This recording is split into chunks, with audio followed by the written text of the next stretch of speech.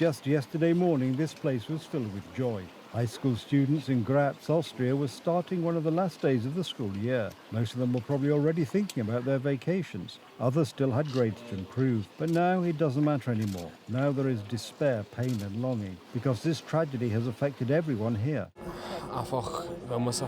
We stood there together holding hands because only together can we survive this. Only together can we go through the mourning and try to cope with what has happened. I think it's also our way of showing respect for the victims and support for the injured. The youngest victim of the massacre was only 14 years old. The other students who died were not much older, between 15 and 17 years old. Among them is a teenager with Polish citizenship, as confirmed by the Polish Ministry of Foreign Affairs. A teacher was also killed. Several injured people are in hospital, including students who are fighting for their lives. It's a surreal situation, and all of us are not quite sure how to deal with it. It's way too early, and in the name of my school, students and teachers and everybody, I would ask all the media to have the greatest respect of all of us and to leave us alone, mostly because it's way too early, it's way too traumatizing for most of the students, and we would like to stay to have our peace. It's very difficult for all of us. We're grieving deeply, and it's just a tragedy, a big, big tragedy. And I'm just so sorry for the families, and I just want to spread love for everyone. Yesterday at around 10 a.m, a 21-year-old former student stormed into a local high school. He had 2 guns and a sick plan to kill as many people as possible. He shot everyone he encountered. In the end, he committed suicide in the school toilet. It's terrible. We came from Germany.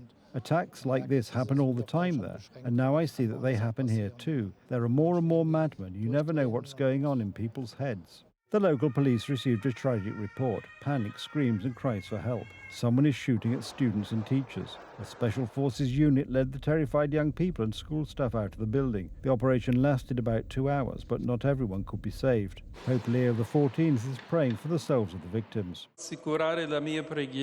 I want to assure you of my prayers for the victims of the tragedy at the school in Graz. May the Lord welcome his children in peace. Politicians and world leaders are also offering their condolences. President Andrzej Duda wrote a condolence message to the President of Austria.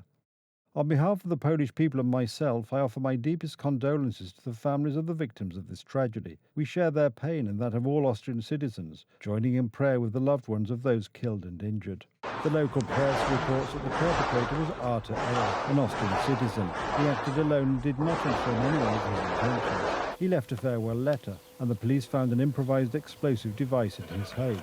With his death, the threat has passed, but many questions remain. Could this tragedy have been avoided? Could the perpetrator have been stopped? These questions remain unanswered for now, as the investigation has only just begun.